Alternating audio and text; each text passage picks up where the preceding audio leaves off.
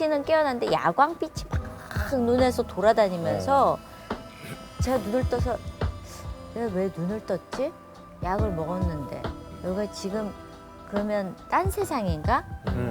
그리고 일어나려고 이렇게 하는데 몸이 말을 안 듣면서 바닥 막 이 바닥으로 내려 쳐진 거예요. 그래서 이제 저희 아버지가 깨어나시고 저를 업고 이제 뛰시게 됐죠. 그래서 막 뛰어가면서 저희 아버지가 사람한다오 그런데 제가 그때 잘못했다는 걸 처음으로 알았어요. 그리고 저희 아버지가 그때 막 우시는 걸 보면서 아 내가 결정했던 게 정말 잘못된 거구나라는 걸 깨어났으니까 이제 알게 된 거죠. 그래서 병원에 실려갔더니 이제 의사 선생님이 왜 오게 됐느냐 그래서 약을 먹었다 저희 아버지가 그러니까 입을 벌리라 그러더라고요. 근데 그 순간까지도 살기 싫다는 저 안에 그런 고집도 있잖아요. 그래서 제가 입을 안 벌리겠다 그랬더니 이렇게 어중간하게 깨어나면 평생 신으로 살아 그러는 거예요. 그래서 얼렁 입을 벌렸어요. 다시 죽을 수 없다는 생각에. 그래서 이렇게 해놨는데 정말 그 약 알이 알갱이처럼 이렇게 연 걸리듯이 걸려갖고 쭉 따라 나오더라고요. 그리고 제가 3일을 자고 깨어났거든요. 그러니까 저는 그날 정말 죽지 않은 것에 대해서 감사하고요. 저희 연예인 아이들이 이렇게 죽으면 제가 죽는 것 같이 아픈 거예요. 네, 그래서 저는 그런 일들이 이제 그만 일어났으면 좋겠어요. 예. 그래요. 예. 아유 또. 이성민 씨 얘기 들으니까 정말. 자, 표준임 박사님의 처방전입니다. 자, 우울증도 자식에게 유전이 부모의 되나요? 우울증 자식에게 유전된다. 네, 유전성이 있는데 굉장히 강하지는 않습니다. 네. 네, 어느 정도냐면 남자는 평생 한 10%가 우울증 한 번씩은 경험을 합니다. 여자는 한 25% 정도가 경험을 해요.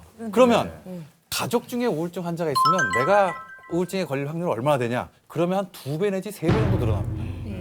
근데 아까 잠깐 말씀하신 우울증에도 있고 또 그게 또 자살로 연결되기도 하잖아요. 네. 이것도 어떻게 자녀에게 유전이 좀 사회적인 문제가 있는데 그러니까 자살도 유전된다는 근거들이 있기는 있습니다. 대표적인 게 뭐냐면 노인과 바다를 쓴 그 해밍웨이가 엽총으로 자살을 했습니다. 근데 해밍웨이의 아버지는 권총으로 자살했어요. 해밍웨이 형도 누나도 자살했습니다. 그러니까 2대에 4명이 죽었습니다. 자살로. 그리고 해밍웨이의 손녀가 마고 해밍웨이라는 여배우가 있었습니다. 네. 옛날에 리스틱이라는 영화에 나온 배우인데 이 친구도 수면제를 먹고 자살했어요. 이 집안은 3대에 걸쳐서 5명이나 자살했습니다.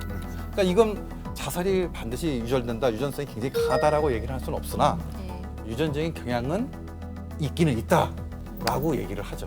근데 더 놀라운 게 그 한 해 전 세계에서 80만 8천 명이 우울증으로 자살을 한다고 합니다. 한 해 80만 8천 명. 예, 근데 전 세계 교통사고 사망자가 85만 6천 명. 그러니까 맞먹는 숫자인 거예요. 그래서 최근 그 의료계에서는 우울증을 그 고혈압, 당뇨, 관절염, 요통 같은 그 만성 질환 장애보다 더 큰 질환으로 이제 받아들이고 있다고 해요. 그러니까 우울증 뭐 치료를 꼭 해야 하는 질병이라는 사실을 뭐 아시고 네. 우리 뭐 표진 가족 중에 우울증 환자가 있다고 내가 반드시 우울증에 걸리는 건 아닙니다.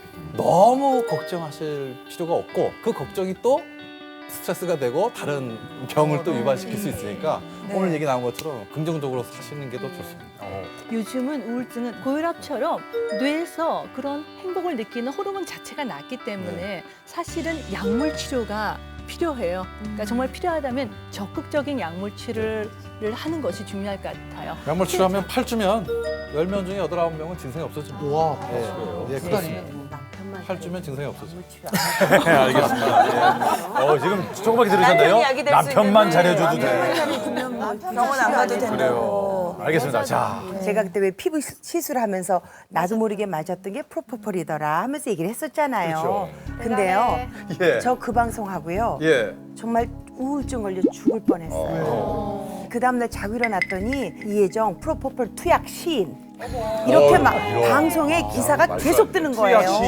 투약 시인. 저녁에 저희 여든 대신 저희 친정어머니가 전화가 오시더니 야야 그렇게 힘들다나 그러면서 엄마가 몸을 확 내신 거예요. 그래서 엄마 왜? 그러니까 야야 오늘 운동하러 갔더니 사람들이 네가 뭐 마약을 했다고 이제 그렇게 얘기를 한다고 하면서 그렇게 힘들거들랑 그냥 일하지 말고 이제는 그냥 집에 있으면 안 되겠나 하시는데 엄마가 목이 확 메시더라고요. 그러니까 제가 뭐라고 설명드릴 수도 없고 저 진짜 되게 억울했어요. 너무 속이 상했어요.